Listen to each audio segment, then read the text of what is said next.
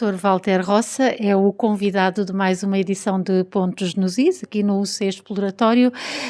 Muito tem falado o senhor professor, que é também investigador da Universidade de Coimbra, do património cultural ser também uma forma de desenvolver, de promover o desenvolvimento integrado e sustentável das cidades. Estamos muito longe de atingir esse patamar. Qual é a sua opinião? Nós estamos sempre longe das utopias que criamos e, portanto, quando as atingimos, acabamos nem sequer por dar de conta, ou pelo menos por dizer chegámos lá. Eu acho que a questão do património hoje em dia, como ela é encarada, e portanto é evidente que ainda há muito trabalho para fazer do ponto de vista da sensibilização, né? Desse ponto de vista, o património hoje é um ativo para o desenvolvimento. Antigamente era uma chatice, era algo de que se tinha que tomar conta. Hoje em dia o património, como ele é entendido, eu diria a nível internacional, é de facto algo que contribui diretamente para até questões de ordem económica, mas não só, para a identidade, para o bem-estar, para as lógicas até de construção de paz, etc. Estou a falar do património cultural na globalidade.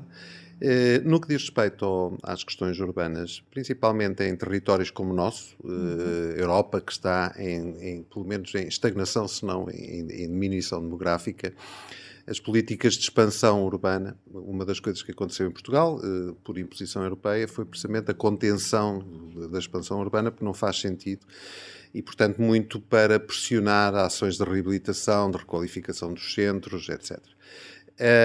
Portanto, nesse âmbito, nós, quando trabalhamos este tipo de sítios, este tipo de áreas, estamos a trabalhar em áreas patrimoniais, não é? E, portanto, é preciso alargar o conceito do património a uma ideia mais global de que nós, no fundo, vivemos e mexemos no meio do património, sentimos-nos bem, é o que nos identifica dentro do meio do património, e, portanto, devemos qualificá-lo.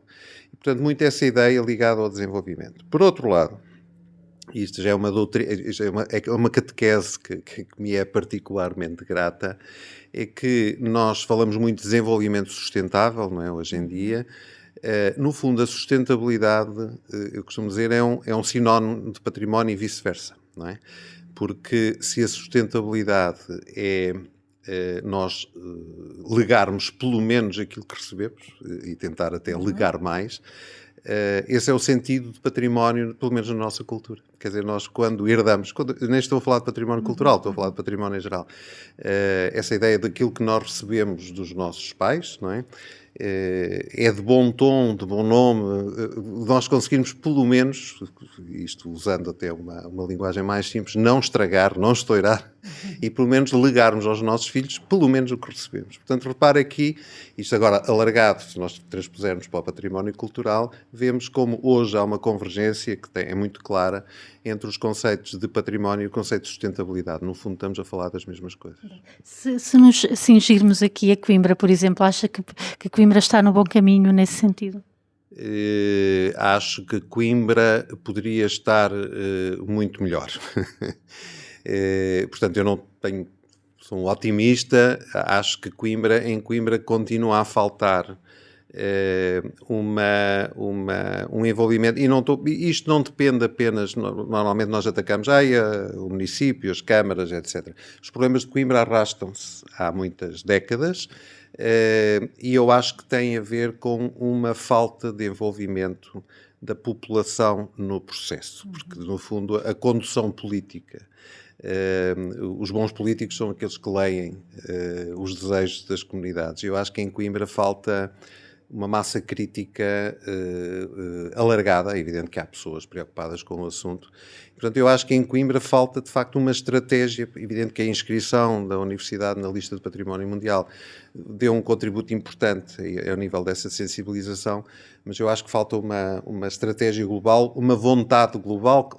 Preferia, aliás, dizer, uma vontade global que depois conduza a uma estratégia global na qual todos os atores, e não apenas o município ou a universidade, etc., funcionem de forma integrada. E nós aqui, embora, e eu sei que isto não é muito simpático de ser ouvido, mas é a minha opinião, eu acho que a relação entre a Câmara e a Universidade, no que a isto diz respeito, e são de facto os atores principais da cidade, não é ainda, embora cheia de declarações de boas intenções, não tem ainda resultados concretos de uma interação forte nesse sentido.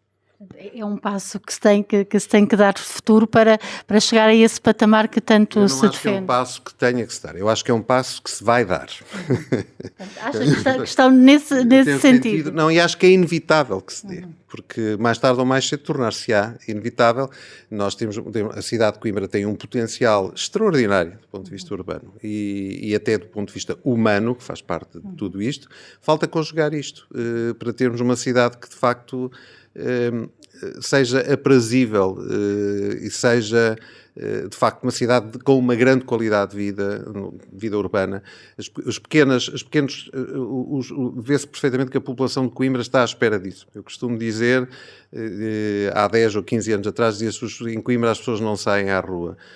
Fez-se o Parque Urbano do Mondego, que é aquele nicho que está cheio de gente. O Parque Urbano, para mim, só estou a dar um exemplo simples, multiplicado. É evidente que não vamos agora multiplicar parques urbanos. Vamos multiplicar espaços urbanos, qualidade de espaço público, os transportes. Esperamos que agora o Metro Mondego introduza aqui uma melhoria considerável. Esperamos, eu, por exemplo, acho que finalmente está-se a falar de uma coisa da qual se fala há imenso tempo, que é utilizar, não é qualificar, é claro que implica a qualificação, mas sempre foi uma coisa que me fez impressão desde que vim viver para Coimbra, e costumo dizer até aos meus alunos, é a única cidade que eu conheço que tem um rio que só é vivida de um lado.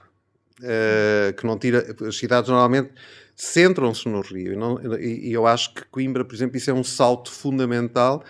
Há sinais claros de que há essa percepção e essa vontade, e tudo isto são processos que levam décadas, não se faz de um momento para o outro, não é um projeto, não é um investimento, eu diria que é um projeto, eu diria, para uma geração.